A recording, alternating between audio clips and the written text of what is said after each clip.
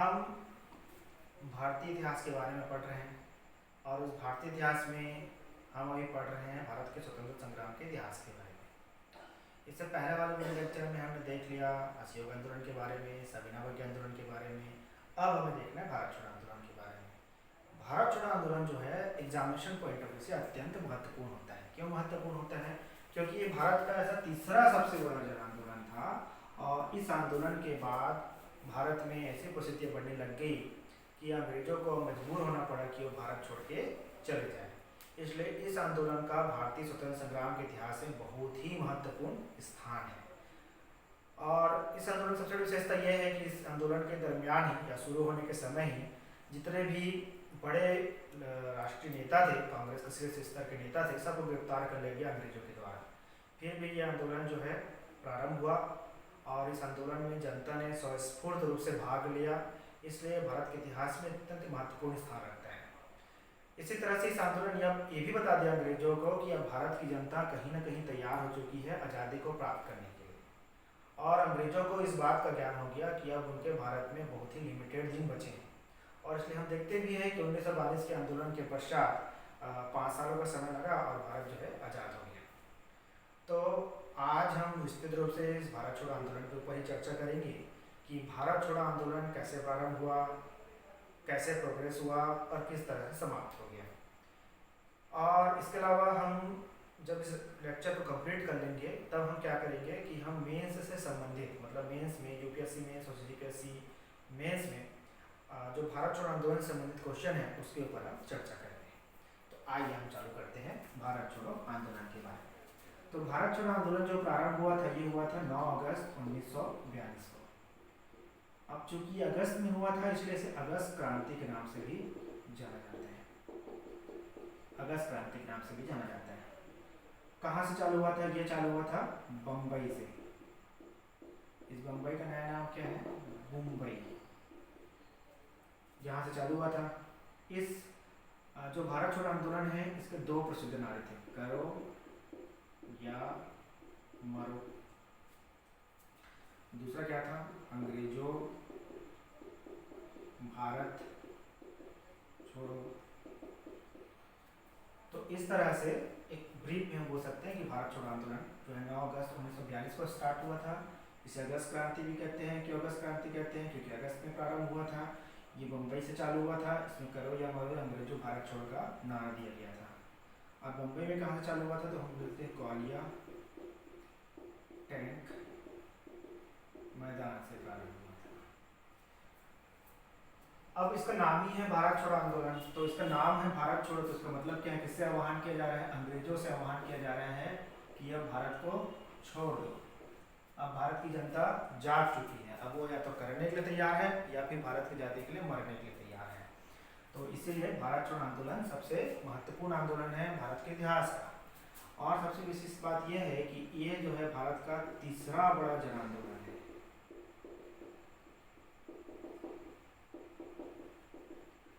तीसरा बड़ा जन आंदोलन है। इससे पहले कितने जन आंदोलन हो चुके हैं? इससे पहले 2 जन आंदोलन हो चुके हैं। कौन कौन से? तो अगर हम देखें तो इससे पहले हो चुका है असहयोग आंदोलन हो चुके हैं। असहयोग आंदोलन हो चुका है जो जन आंदोलन की श्रृंखला में पहला बड़ा जन आंदोलन था। ये 1920 में हुआ था। उसके बाद हुआ सविनय अवज्ञा आंदोलन हुआ। ये जो आंदोलन है 1930 में हुआ। तो इस तरह से भारत छोड़ो आंदोलन से पहले भारत में 2 बड़े जन आंदोलन हो चुके हैं। एक का नाम है असहयोग आंदोलन और दूसरे का नाम है सविनय अवज्ञा आंदोलन। तो असहयोग आंदोलन चालू हुआ था 1920 में और सविनय अवज्ञा आंदोलन प्रारंभ हुआ था 1930 में। तो इस तरह से जो जन आंदोलनों की श्रृंखला में जो भारत छोड़ो आंदोलन है वो तीसरा बड़ा जन आंदोलन है। अब देख लेते हैं इसकी पृष्ठभूमि के बारे में कि ये जो भारत छोड़ो आंदोलन है किस तरह से प्रारंभ हुआ। तो इसको समझने के लिए हमें थोड़ा सा पीछे जाना पड़ेगा, 2 साल पीछे, मतलब 1940 में जाना पड़ेगा। 1940 में जाने के बाद हम देखेंगे कि किस तरह से भारत छोड़ो आंदोलन के लिए पृष्ठभूमि बननी चालू हो चुकी है। इसको देखते हैं 1940। अब 1940 की क्यों बात कर रहे हैं? उसका कारण ये है कि 1939 1945 के बीच में दूसरा विश्व युद्ध हुआ था, द्वितीय विश्व युद्ध हुआ था, द्वितीय विश्व युद्ध हुआ। और इस युद्ध में दो ग्रुप थे, एक ग्रुप में थे फ्रांस, फिर हमारा हो गया रशिया, इस समय तक ये यूएसएसआर बन चुका था, यूके, ग्रेट ब्रिटेन और यूएसए था। इस ग्रुप में यहाँ पे कौन कौन थे, तो इस ग्रुप में थे जर्मनी, जापान, इटली। तो ये जो ग्रुप था, ये जो था अगेंस्ट डेमोक्रेसी था, कहीं ना कहीं डेमोक्रेसी के विरुद्ध था और बड़े पैमाने पर जनसंहार कर रहा था। हम जानते हैं अच्छे से, हमने पढ़ा भी होगा, देखा भी होगा कई फिल्मों में कि द्वितीय विश्व युद्ध के समय में जर्मन के जो लोग थे उन्होंने एक नाजी कैंप खोला था। तो इस नाजी कैंप में क्या होता था कि यहूदियों को मारा जाता था विभिन्न प्रकार की प्रताड़ना देके। तो इसलिए ये जो ग्रुप है जर्मनी, जापान, इटली वाला, इसने बड़े पैमाने पर जनसंहार किए थे। और ये जो ग्रुप था, तो इसमें अगर रशिया को छोड़ दिया गया तो ये जो फ्रांस, यूनाइटेड किंगडम, यूएसए जो है पूंजीवादी देश थे और डेमोक्रेटिक कंट्री थे। तो ये दोनों के बीच में क्या हो रहा था, द्वितीय विश्व युद्ध हो रहा था, फ्रांस, रशिया, यूके, यूएसए के बीच में, यूएसए एक तरफ और दूसरी तरफ थे जर्मनी, जापान और इटली के बीच में, इन दोनों के बीच में द्वितीय विश्व युद्ध हो रहा था। अब देखिए, अब यूके जो है शामिल हुआ द्वितीय विश्व युद्ध में।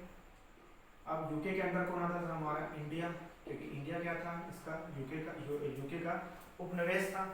तो उस वजह से क्या हुआ कि इंडिया से बिना पूछे ही यूके ने घोषणा कर दिया कि भारत भी युद्ध में शामिल हो रहा है। तो जिसकी वजह से भारत में बड़े पैमाने पर अंग्रेजों का विरोध प्रारंभ हो गया। विरोध इसलिए प्रारंभ हुआ था क्योंकि उनको लगता था कि भारत में अब जो लोग हैं और जो नेता हैं इतने मैच्योर हो चुके हैं कि अब वो भारत के भविष्य के बारे में क्या कर सकते हैं, अंग्रेजों के साथ बैठ कर सलाह मशवरा कर सकते हैं, उसके बाद डिसीजन हो लिया जाता है। ऐसा मानना था इनका भारतीय नेताओं का। लेकिन अंग्रेजों ने क्या किया कि भारतीय नेताओं से सलाह मशवरा नहीं किया और जाके क्या कर दिया, यह घोषित कर दिया कि इंडिया भी क्या करेगा, यूके की तरफ से युद्ध में भाग लेगा। जिसकी वजह से क्या हुआ कि जिसकी वजह से ये हुआ कि इंडिया में यूके के विरुद्ध एक तरह से विरोध प्रारंभ हो गया। अब लेकिन दिक्कत ये था कि ये जो फ्रांस, यूके, यूएसए और यूएसएसआर, ये जो है लड़ रहे थे जर्मनी, जापान, इटली से, जो बड़े पैमाने पर जनसंहार कर रहे थे।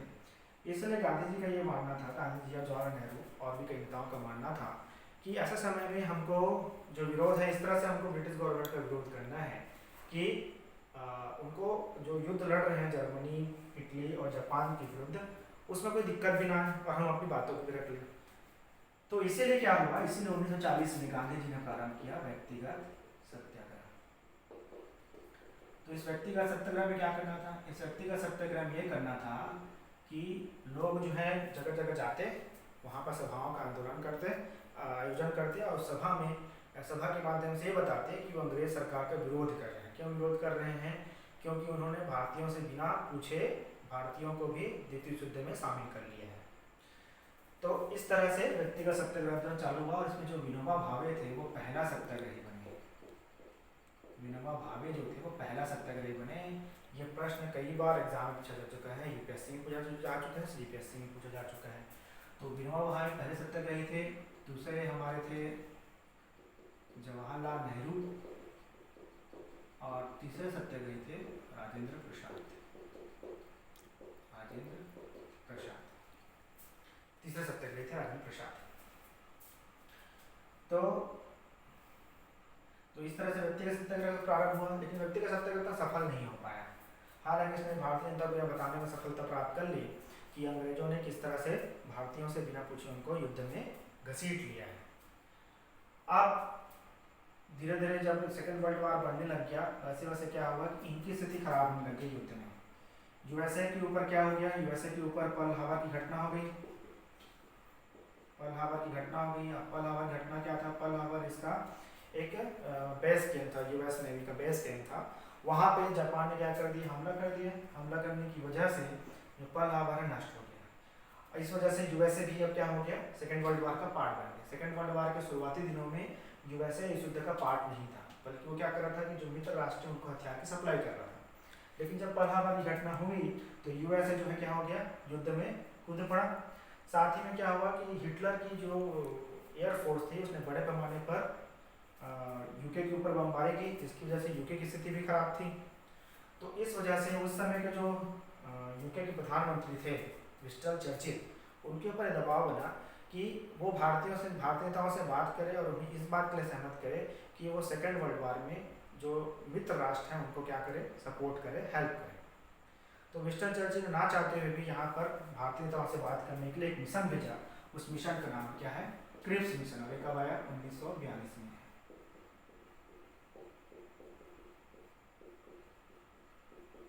Cripps mission. अब इसका नाम क्रिप्स क्यों पड़ा, इसका नाम क्रिप्स इसलिए पड़ा क्योंकि इस मिशन की अध्यक्षता कर रहे थे स्टेफर्ड क्रिप्स। और स्टेफर्ड क्रिप्स जो अध्यक्षता कर रहे थे वो ब्रिटिश कैबिनेट के सदस्य थे, मतलब ब्रिटिश मंत्रिमंडल के सदस्य थे जो स्टेफर्ड क्रिप्स थे। तो उनकी अगुवाई में एक दल जो है भारतीय नेताओं के साथ मिलने के लिए आया। इसलिए इस प्रस्ताव को हम क्रिप्स प्रस्ताव के नाम से जानते हैं। अब क्रिप्स प्रस्ताव में बहुत सारी ऐसी बातें थी जिसको भारतीय नेताओं ने पसंद नहीं किया, जिसकी वजह से क्या होगा, क्रिप्स मिशन असफल हो गया। लेकिन ब्रिटिशर्स ने आरोप लगा दिया कांग्रेस नेताओं के ऊपर कि कांग्रेस जानबूझकर किसी भी समझौते या सहमति पर नहीं पहुंचना चाहता और गतिरोध को बनाए रखना चाहता है। इसकी वजह से कांग्रेस के जो टॉप लीडर्स थे उन्हें गुस्सा आ गया कि एक तो क्रिप्स मिशन के द्वारा हमारे सामने अनाप शनाप आप क्या रख रहे हो, प्रस्ताव रख रहे हो, और जब हम मान नहीं रहे हैं तो उल्टा आप हमें ही बदनाम कर रहे हो। तो इस तरह से अब भारतीय जो नेता थे उनका मन कहीं ना कहीं बनने लग गया था कि वो ब्रिटिश भारत के विरुद्ध एक आंदोलन छेड़े। जबकि उनका शुरू में ये था कि क्योंकि ब्रिटिशर्स जो हैं जर्मनी, इटली और जापान जैसे जो नरसंहार करने वाले देश हैं उनके साथ युद्ध लड़ रहे हैं, तो हम उसे परेशान नहीं करेंगे। लेकिन क्रिप्स मिशन की असफलता और उसके अलावा और भी कई से घटनाक्रम टलने लगे, जिसकी वजह से अब यह तय हो गया कि अब भारत में एक बड़ा आंदोलन प्रारंभ किया जाना चाहिए। तो और देखते हैं कि कौन कौन से कारण थे जिसकी वजह से भारत में भारत छोड़ो आंदोलन के लिए पृष्ठभूमि बननी चालू हुई।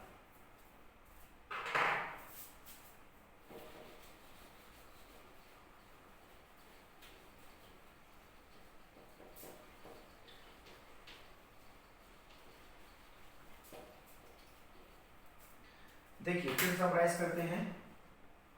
अंग्रेजों ने बिना पूछे भारतीयों को युद्ध में शामिल घोषित कर दिया, पहला कारण।